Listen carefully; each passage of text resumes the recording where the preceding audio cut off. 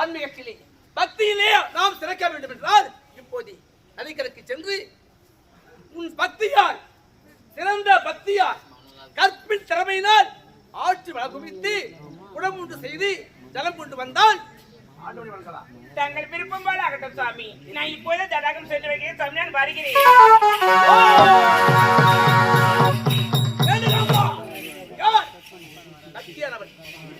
கற்புக்கரசி கடவுளை சுமந்தால் நலாயினி தன்னுடைய பதிபக்தியால், கடவுளை திறமிட்டால் சாவித்ரி தன்னுடைய பதிபக்தியால், தன்னுடைய பதிபக்தியால் மூர்த்தியை பிரம்மா விஷ்ணு சிவன் அந்த மூன்று பேரையும் சிறு குழந்தையாக்கி அமுதூட்டினால் சதிகரசியா ஒன்று இந்த பூ உலகிலே உன் கத்தி நிலைக்க வேண்டும். வருகின்றேன். ஓம் நமச்சிவாய.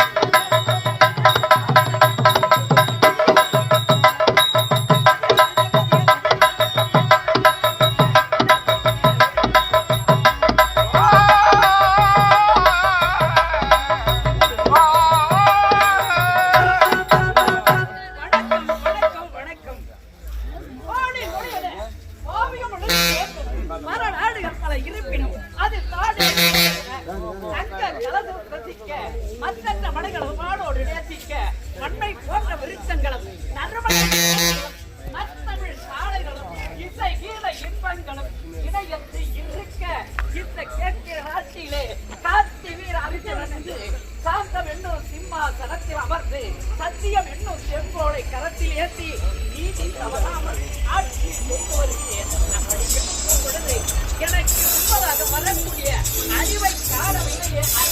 வந்துவிட்டேன் ஐயா, வந்துவிட்டேன். வாழ்க வாழ்க வாழ்க. இனிமே எந்தெந்த நேரத்துல எப்படி வந்து சேரணும் தெரிந்தும் சொல்றேன் ஐயா. அப்படியா ஐயா, நம்முடைய நாட்டில் நாட்டு மக்களை என் கண் இமை எப்படி காக்கிறதோ அத்தன்மையாக காத்து வருகிறேன். ஆமாங்க. அப்படி இருக்கும் பொழுது ஏய். ஏண்டா, எனக்கும் 7 பிள்ளைகள் இருக்கிறார்கள். 7 குழந்தைகள். ஆமாண்டா, 7 பிள்ளைகள். அப்படி இருக்கும் பொழுது எனக்கு என்ன குறை இருக்கிறது? வர முடியுமா? நாட்டு மக்களுக்கு என்ன குறை இருக்கிறது? எனக்கு எப்படி தெரியுமா? எனக்கு இருப்பதோ 1000 சிரம், 2000 கரம் கரம். அப்படி இருக்க என்னை எதிர்ப்பவன் யார்? யாருமே இருக்க முடியாது. அப்படி இருக்கும் பொழுது என்னடா நம்முடைய அரண்மனையிலே பெருத்த இரைச்சலாக கேட்கிறது. என்ன காரணம்?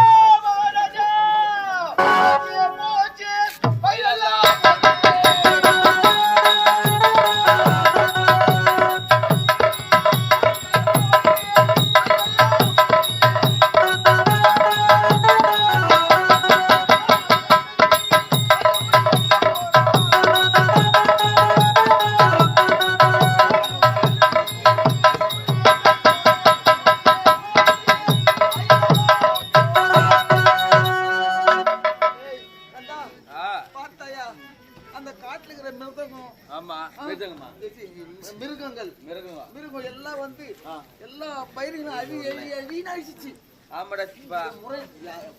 ஒரு மரியாதை சித்த என்ன இந்த செய்தியை மன்னர்கள் சொல்ல வேண்டும். என்ன போலாமா? போச்சே